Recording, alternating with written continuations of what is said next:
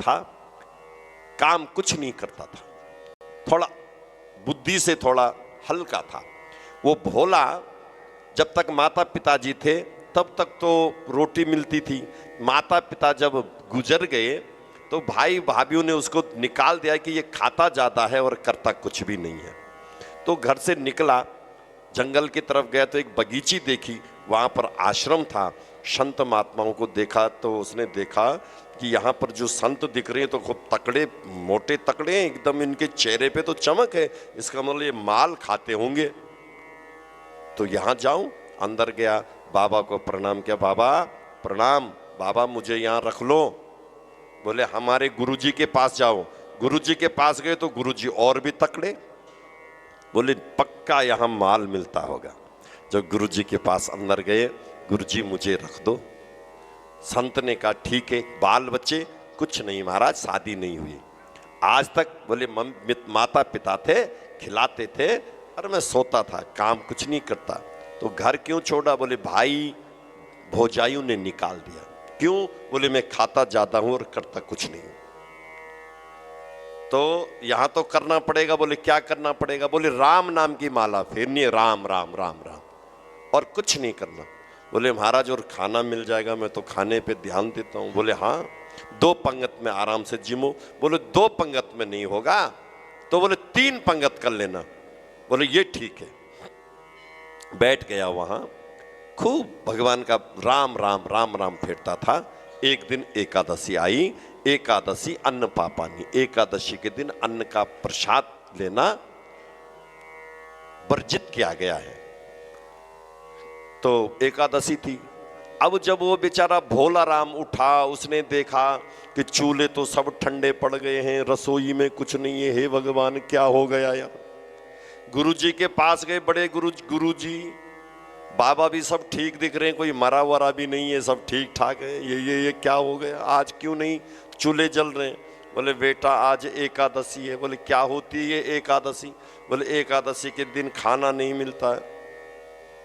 कब मिलता है? बोले द्वादशी के दिन मिलता है, दूसरे दिन। बोले तो मैं तो एकादशी देख ही नहीं पाऊंगा, द्वादशी एकादशी में ही मर जाऊंगा मैं तो।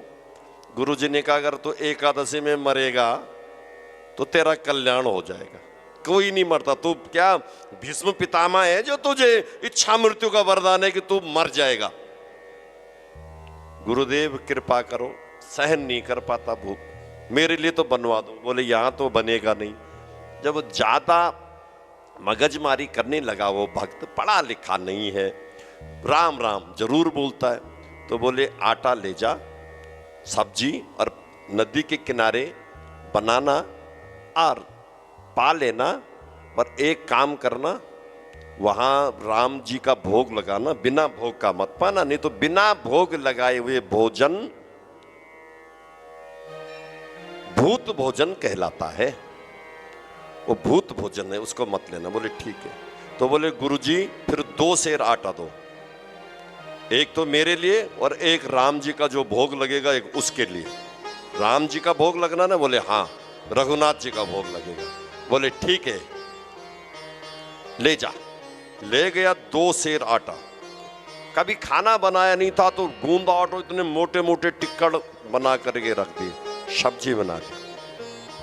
अब मन में खुश है कि एक मैं खाऊंगा, एक राम जी खाएंगे, एक मैं खाऊंगा, एक राम जी खाएंगे, रख दिए दोनों, पत्तल लगा दी। अब पुकारता है, पुकार लगा रहा है कि हो राजा राम आइए, मेरे राम आइए, मेरे भोजन को भोग लगाइए। राजा राम आइए, मेरे राम आइए, मेरे भोजन का भोग लगाइए।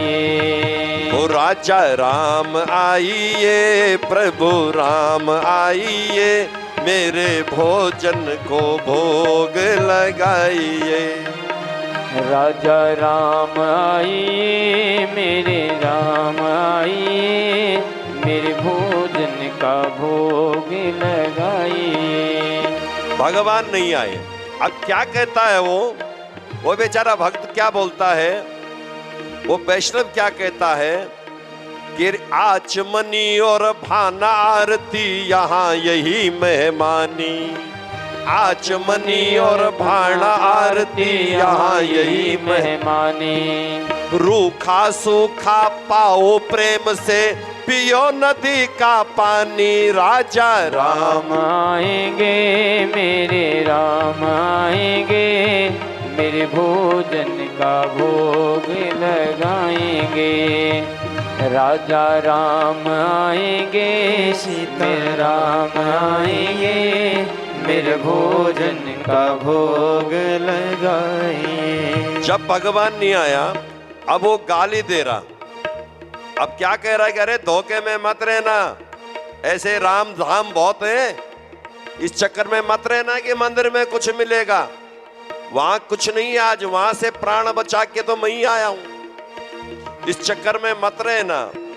अरे भूल करोगे यदि त्यज दोगे भोजन रूखा सूखा, भूल करोगे यदि त्यज दोगे भोजन रूखा सूखा, भूल करोगे यदि त्यज दोगे भोजन रूखा सूखा, भूल करोगे यदि त्यज दोगे भोजन रूखा सूखा। मंदिर माही एकादशी है मर जाएगा भूखा, राजा राम आइए मेरे राम आइए, मेरे भोजन का भोग लगाइए। इस शब्द पर भगवान रिझ गए कि ये कोई विशेष ध्यान रख रहा है जो कह रहा है कि मर जाएगा भूखा, ये कोई विशेष ध्यान रख रहा है आज। अरे भगवान माँ सीता सहित प्रकट हो गए, बोले सीताराम भगवान की जय। अरे जब उस वैष्णव भक्त के सामने भगवान पधारे तो वो देखता है कि तो दो हैं, मैंने तो एक बुलाया था। वो कहता ये क्या हद कर दिया आपने, ये बहन जी कौन है? बोले ये मेरी, अरे मेरी मेरी क्या है बताओ, परिचय दो। बोले ये मेरी अर्धांगिनी सीता है। तो बोले सीता उता को तो मैं कुछ नहीं जानता हूं, मेरे गुरुजी ने कहा कि राम होते हैं बस। अच्छा राम आप हैं? बोले हाँ। तो इसका नाम तो गुरुजी ने बताया नहीं और मैंने एक के लिए बनाया, दो का नहीं बनाया। ये एक ले लो तुम, इसको दो, तुम्हारी है ये, मेरा कोई नाता नहीं है इससे। क्या कह रहा है, इतना सीधा साधा, वो तुम्हारी जो भी होगी पर मेरा कोई नहीं, मैं तो आप, मेरा नाता आपसे है, ये लो एक टिकट पकड़ो अपना। भगवान ने कहा विधिवत तो बैठ गया, आधा आधा उसी टिकट से अब बुद्धि काम कर रही है, आधा राम जी को दिया आधा सीता को दिया, सब्जी लगाई। अब सीता और राम जी ने वो चट कर गए। बोले भोजन तो बहुत पाया पर इतना स्वादिष्ट भोजन कभी नहीं देखा, इतना आनंददायक, इस प्रसाद में रस भर भर के आ रहा। समझ गया अगर कोई आपकी दाल की तारीफ करे तो समझो कि और पिएगा। सब्जी अगर ऐसा कहे कि बहन जी बहुत अच्छी बनाई ये सब्जी, तो ये चटनी बहुत बढ़िया बनाई, तो समझो ये और चाह रहा है। उसने कहा चाहे आप कुछ भी बोलो मैं देने वाला नहीं हूं। भगवान मन में विचार करते कि हम लेके रखेंगे। और जब भगवान बैठे रहे तो बोला ऐसा कर थोड़ा थोड़ा तो और परोस दे। तो उसने गुस्से में वो जो एक टिकट बचा था उसको भी तोड़ के बोले लो तुम ही खाओ। भगवान ने खाया, प्रसाद पाया और बोले बहुत अच्छा वैष्णव संत, अच्छा प्रसाद बनाया। उसने कहा और तो जैसा भी होगा, भूखा तो मैं अब रह गया, व्रत तो तुमने मेरा करवा दिया, पर जोड़ी तुम्हारी अच्छी है, दिखते बहुत बढ़िया है, जीव नहीं भर रहा है, ऐसा मन कर रहा है कि बार बार तुमको ही देखें, जोड़ी अच्छी है। चलो सीता माता को लगा कि इसने कम से कम इतना तो, ये तो कह रहा था कि मेरा कोई लेना देना नहीं, पर इसको मैं अच्छी तो लगी, अच्छी जोड़ी है आपकी, बहुत प्यारी जोड़ी है। अच्छा सुनो, 15 दिन बाद फिर एकादशी आएगी है। भगवान ने कहा हाँ, तो देर मत करना, जल्दी आना और दोनों आना आप, ठीक है? बहन जी को भी लाना, ये अच्छी लगती है बहन जी, इनको भी लेके आना। भगवान ने कहा ठीक है। 15 दिन बाद एकादशी आई, वही फिर चूल्हे ठंडे दिखे। उसने कहा गुरुदेव आ गई ये बेरी एकादशी, ये बेरनी एकादशी आ गई? फिर बोले आ गई। बोले गुरुदेव अब की बार 3 सेर आटा दो। बोले क्यों? अरे बोले वहां 2-2 भगवान आते हैं, गुरुजी ने कहा पेटू है, ज्यादा खाता है, शायद रात के लिए भी बचा के रखता होगा। बोले ले जा। 3 सेर आटा लेकर के चला गया। आज निश्चिंत है कि एक मैं खाऊंगा, एक वो खाएगी सीता, और एक मेरे राम जी खाएंगे, एक मेरी सीता माता खाएगी। 3 बना करके रख दिए। पहले पुकार लगाता था कि राजा राम आइए, प्रभु राम आइए। आज पुकार लगा रहा है कि सीताराम आइए, राजा राम आइए, मेरे भोजन को भोग लगाइए। सीताराम आइए, राजा राम आइए, मेरे भोजन को भोग लगाइए। हो सीताराम आइए, राजा राम आइए, मेरे भोजन का भोग लगाइए। सीताराम आइए, राजा राम आइए, मेरे भोजन का भोग लगाइए। जैसे ही पुकार लगाई भगवान प्रकट हो गए। और भगवान भी कैसे कौतुकी हैं। पहले तो सीता जी को लेके आए, अब क्या किया, दक्षिणे लक्ष्मणो यस्या बामे चा जनका जया। दाहिनी तरफ लक्ष्मण और बाईं तरफ सीता। सीता समारोह पितवाम भागम। उसने देखा ये क्या मतलब। उसने कहा भाई साहब आप भगवान नहीं, हद कर दिया आपने यार। एक बुलाओ तो 2। ये भाई साहब कहां से लाए पकड़ के फिर। अरे इन भाई साहब को जहां से लाए वहीं रुकते, भोजन करने के बाद मिल जाते। अच्छा लगेगा कि तुम 2 खा रहे हैं और ये ऐसा ही रहेगा। कौन है ये। भगवान ने कहा ये मेरे भाई हैं। अरे भाई अच्छा तुम्हारा भाई है तो मैंने, गुरुदेव ने ऐसे भाई भाई का कोई लफड़ा नहीं रखा। मैंने तुम्हारा भोजन के लिए, गुरुदेव ने बोला, मैंने तुम्हारे खानदान का जिमाने का ठेका नहीं ले रखा है। और वैसे भी मेरे बाप का नहीं है, ये गुरुदेव का प्रसाद है, आश्रम का है, लोग चढ़ाते हैं, गुरुदेव दे देते हैं। नहीं तो मैं तो घर से निकला हुआ हूं, मैं तो कुछ भी नहीं मेरे पास, मैं तो नंगा आदमी हूं। भगवान ने कहा चलो परोसो परोसो। तीनों को परोस दिया। उसने कहा ये फिर खाएंगे, रख दिया। लो लो अब ये बताओ कि अगली बार जब एकादशी होगी तो कितने आएंगे, पहले ही बता दो, फिर ऐसा लफड़ा नहीं होना चाहिए। भगवान ने कहा आ जाएंगे आ जाएंगे आ जाएंगे। भगवान चले गए। अब वो जब आश्रम में गया, भूखा रह गया, 2 एकादशी हो गई। कितनी हुई? 2 हो गई। तीसरे दिन जब तीसरी एकादशी आई तो उसने कहा गुरुदेव 15 सेर आटा दो आज। 15। गुरुदेव ने कहा 15 सेर का क्या करेगा। अरे बोल गुरु जी वहां बहुत आते हैं, बढ़ ही रहे हैं वो। गुरुदेव ने कहा ये दिखने का भोला बनता है पर इतना भोला नहीं है ये कहीं राशन बेचता होगा।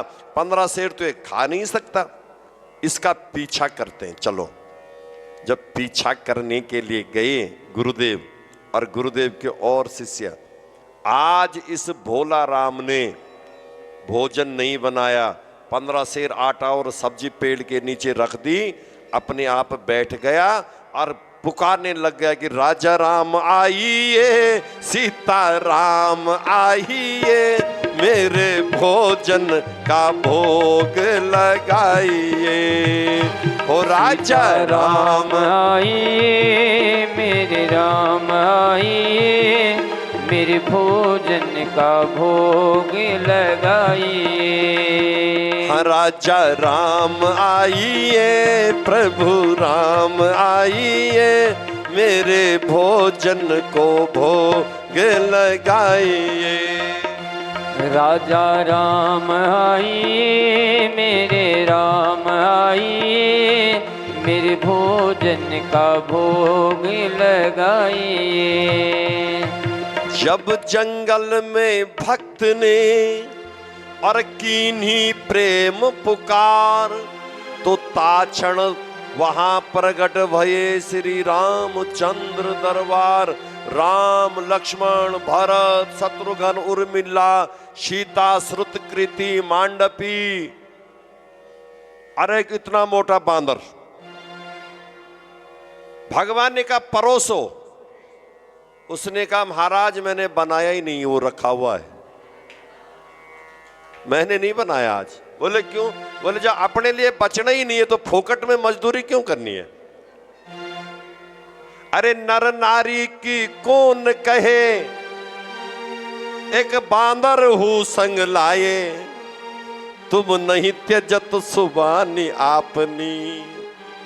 मैं कैसे समझाऊं और तुम नहीं त्यजत शुवानी आपनी।